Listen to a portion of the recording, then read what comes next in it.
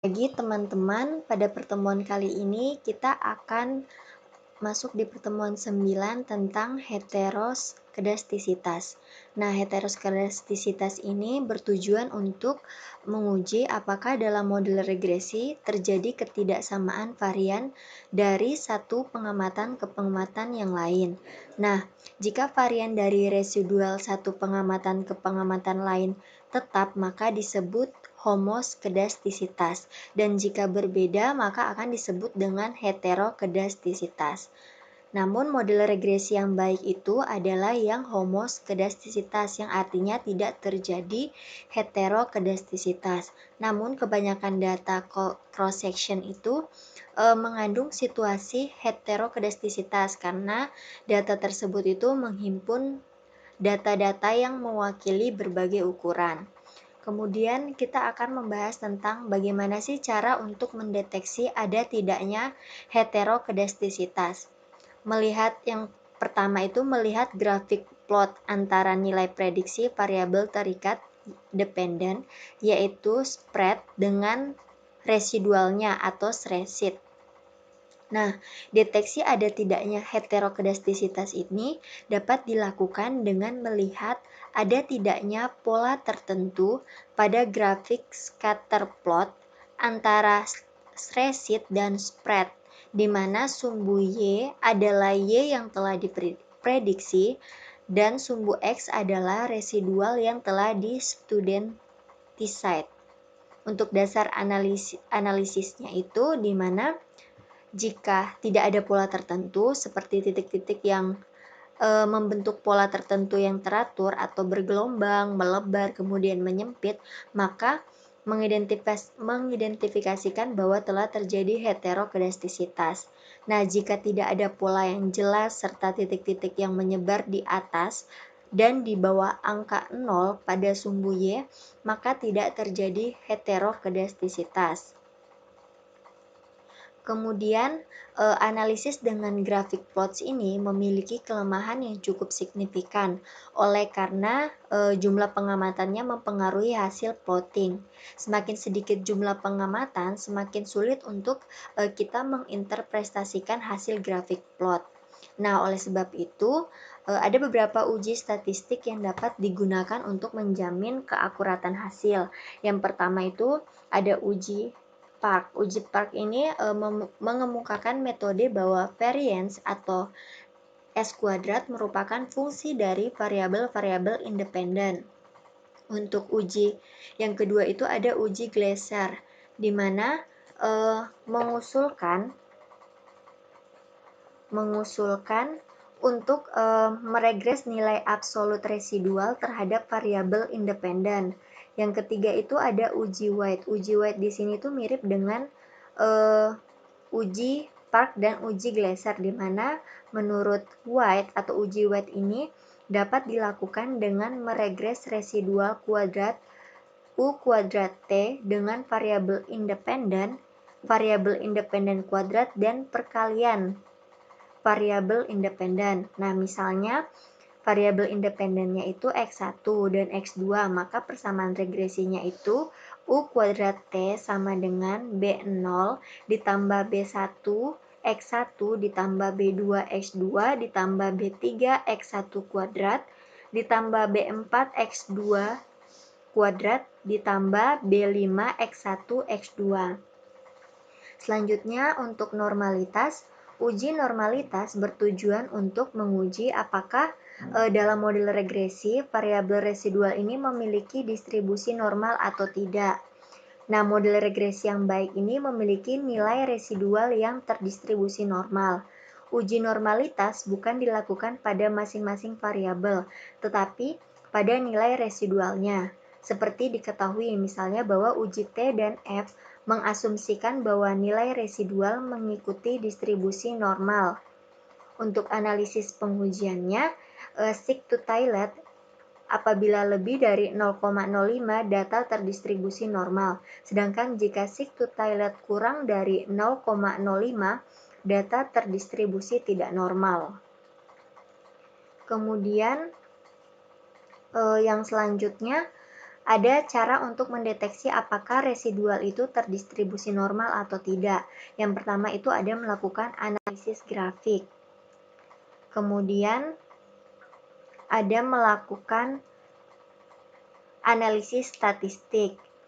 Nah, untuk analisis grafik ini salah satu cara termudah untuk melihat normalitas residual dengan melihat grafik histogram yang membandingkan antara data observasi dengan distribusi yang mendeteksi atau mendekati distribusi normal. Kemudian untuk uji analisis statistik, uji normalitas dengan grafik dapat menyesatkan. Karena kalau kita tidak berhati-hati secara visual itu kelihatan normal, namun pada secara statistik bisa sebaliknya. Oleh sebab itu, kita dianjurkan di samping uji grafik dilengkapi dengan uji statistik. Nah, uji statistik sederhana ini dapat dilakukan dengan melihat nilai kurtosis dan squareness dari residual.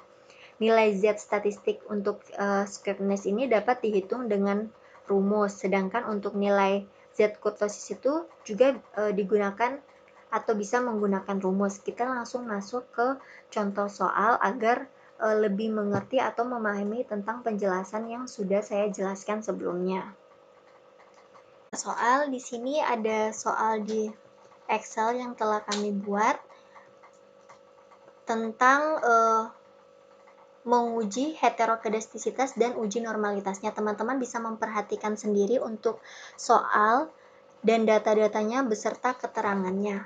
Kita langsung buka SPSS.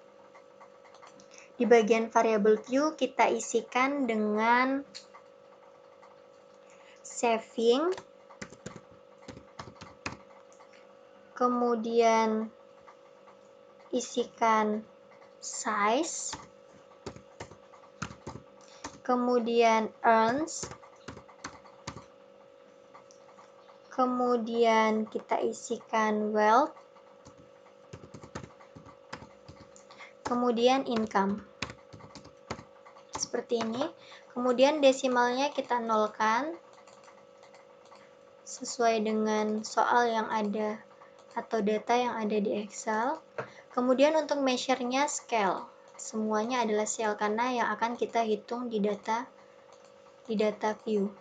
Nah, setelah memastikan bahwa datanya sudah masuk dan sesuai untuk variable view, kita buka data view, lalu kopikan angka yang ada di Excel seperti ini ke dalam data view. Nah, untuk langkah selanjutnya yaitu klik analyze, kemudian pilih regression, kemudian klik linear. Pastikan income ini di variable dependent, sedangkan untuk saving, size, earn, dan wealth itu masuk di independent. Seperti ini.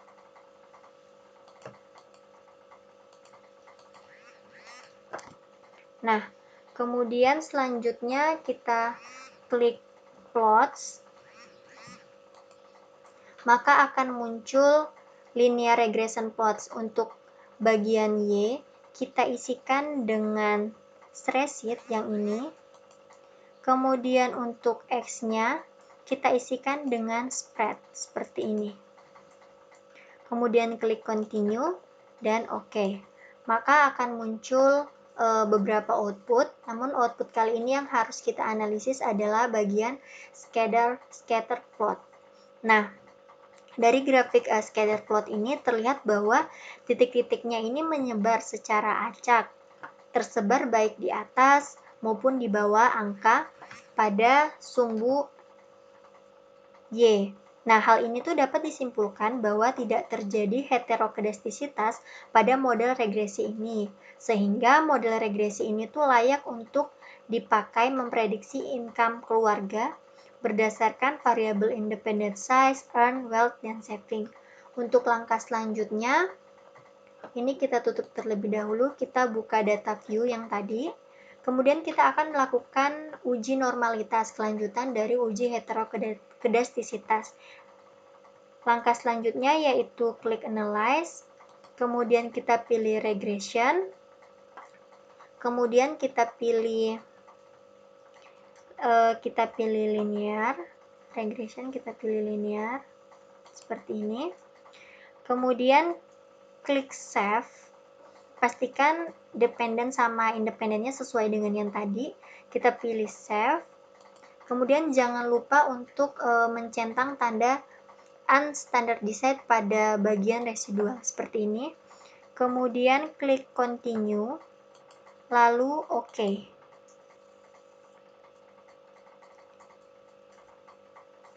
Nah, setelah seperti ini kita lihat terlebih dahulu di bagian SPSS-nya, maka akan muncul tabel RES 1. Untuk langkah selanjutnya yaitu klik Analyze. Klik Analyze, kemudian pilih Non-Parametric T-Test, kemudian pilih Legacy Dialog, lalu pilih One Sample KS, seperti ini. Kemudian untuk bagian unstandardized-nya kita pindah ke test variable list, kemudian kita klik OK. Maka akan muncul output one sample Kolmogorov-Smirnov test. Yang kita perhatikan yaitu nilai asymptote-nya yaitu sebesar 0,759 yang artinya lebih besar daripada 0,05, artinya data ini terdistribusi normal. Oleh karena data ini terdistribusi normal, maka model regresi ini tuh dapat digunakan untuk prediksi. Nah, sekian dari penjelasan untuk pertemuan 9 kali ini. Selanjutnya teman-teman akan mengerjakan untuk latihan soal yang akan dikumpulkan dalam bentuk PDF. Sekian, terima kasih.